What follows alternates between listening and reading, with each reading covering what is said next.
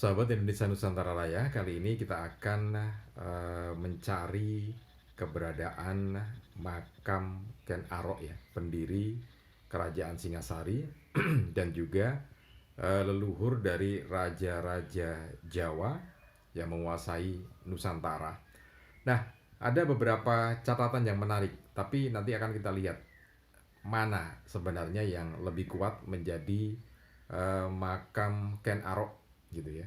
Kalaupun karena ada 3 tempat, ada 4 tempat ya, yaitu di Candi Kalicili, di Ponggok Blitar, kemudian di Malang ada 3 tempat. Jadi seluruhnya ada 4 tempat yang mengindikasikan sebagai makam Ken Arok.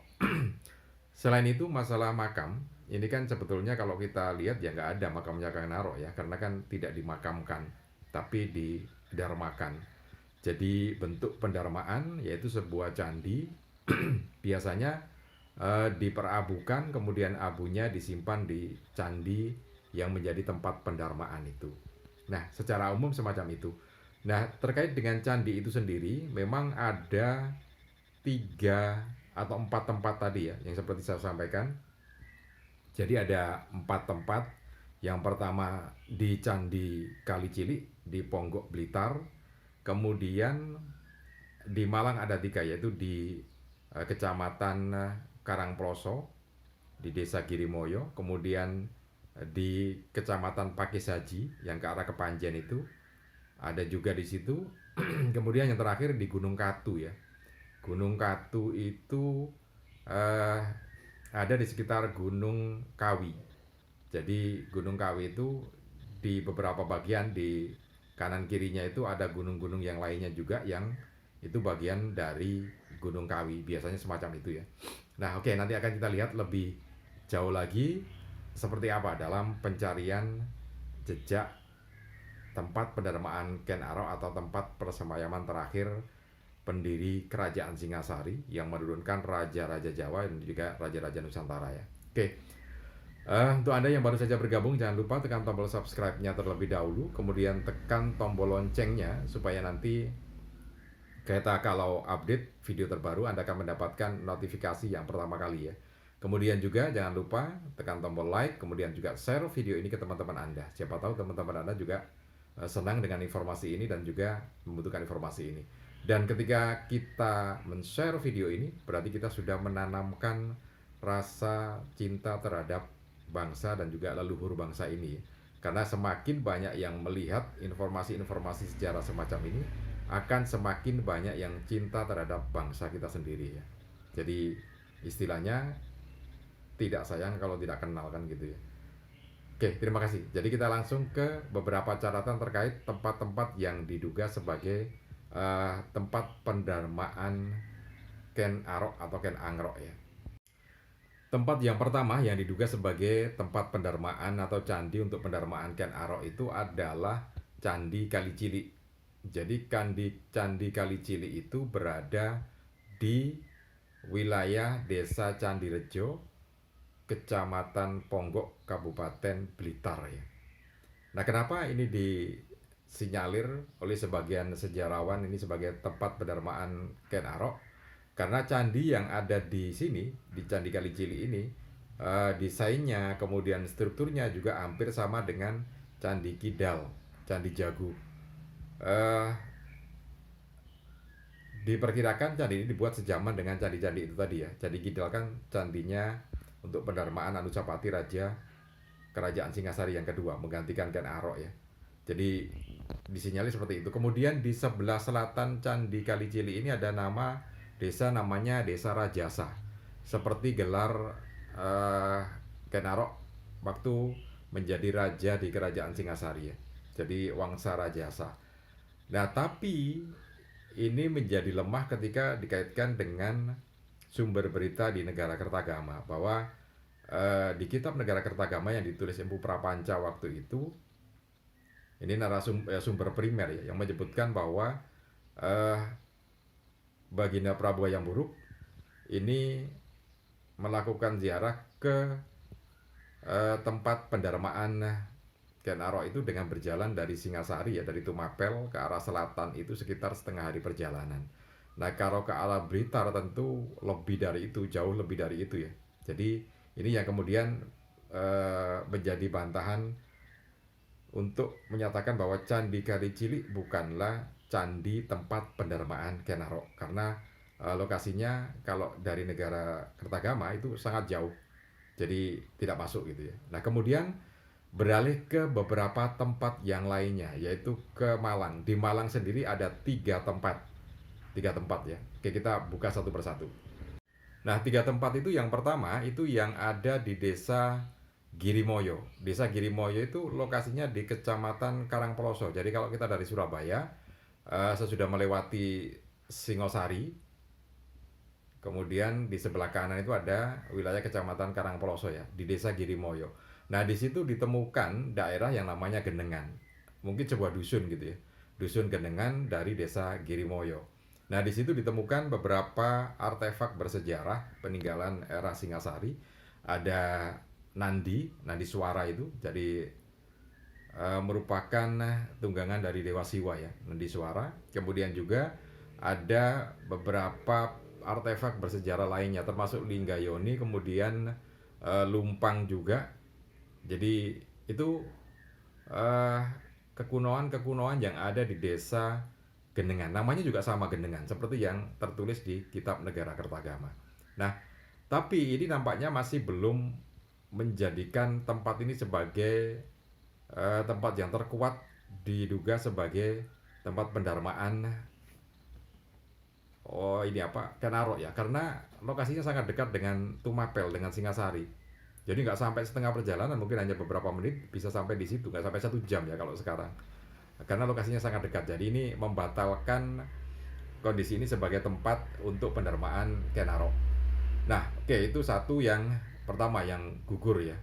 Kemudian yang berikutnya ini adalah eh, Desa Genengan yang berada di Pakis Haji, Malang juga.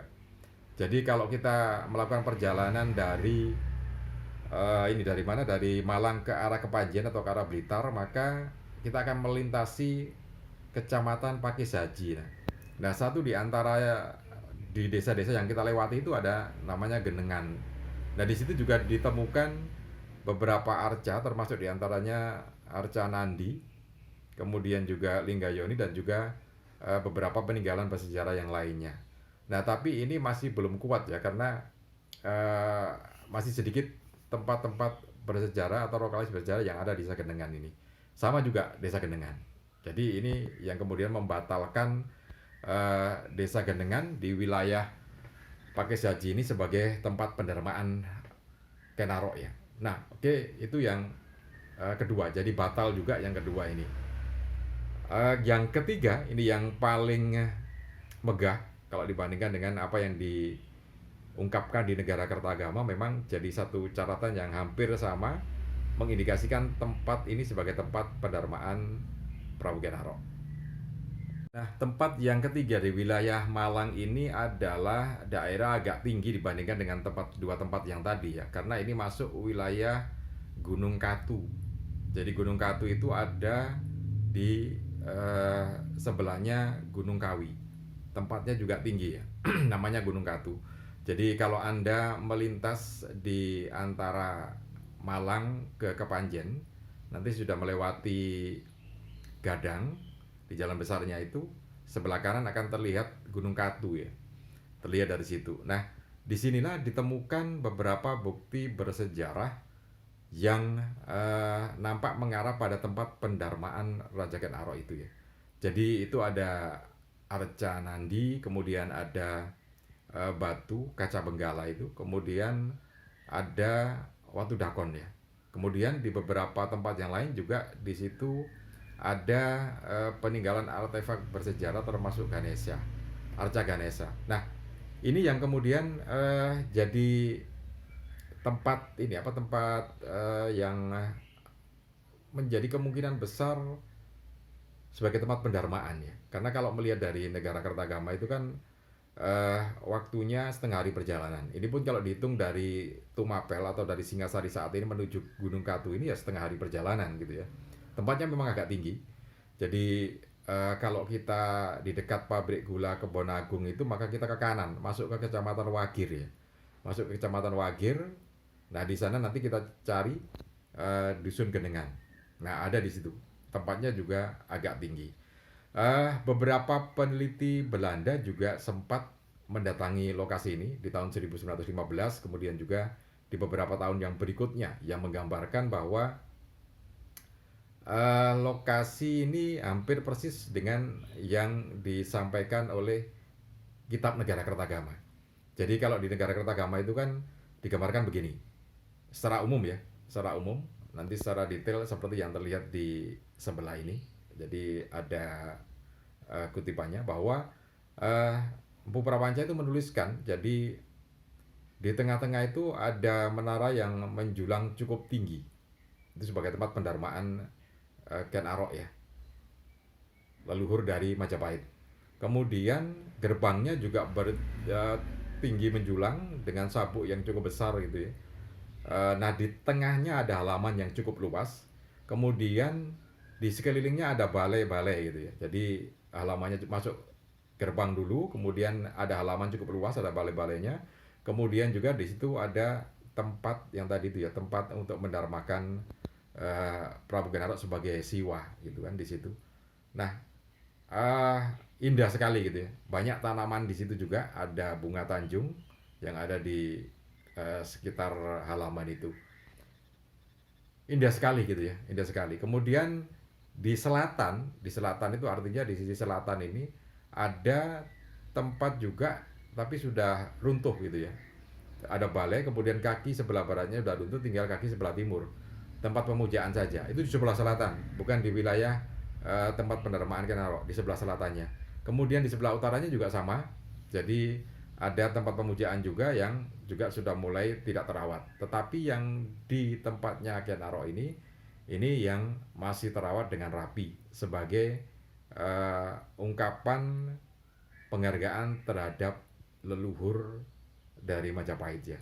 Kenapa kemudian makanya dalam dialog antara Empu Prapanca dengan penjaga candi itu ditanyakan oleh Empu Prapanca siapa sebetulnya leluhur dari raja-raja Majapahit itu yang ada di Kagenengan, namanya Genengan ya, di Kagenengan itu, sehingga setiap saat didatangi oleh raja-raja Majapahit ini untuk melakukan ziarah siapa sebetulnya, maka diceritakan di situ. Nah, itu adalah Raja Ken Arok gitu ya, dan nampaknya ini yang jadi tempat yang paling kuat untuk menjadi tempat pendarmaan Raja Ken Arok. Tapi sampai saat ini belum ada ekskavasi yang lebih besar lagi. Mudah-mudahan kedepannya ada ya, sehingga kita bisa mengetahui kondisi sebenarnya seperti apa. Oke, mudah-mudahan ini bisa bermanfaat untuk kita semua. Salam dan sukses selalu untuk Anda.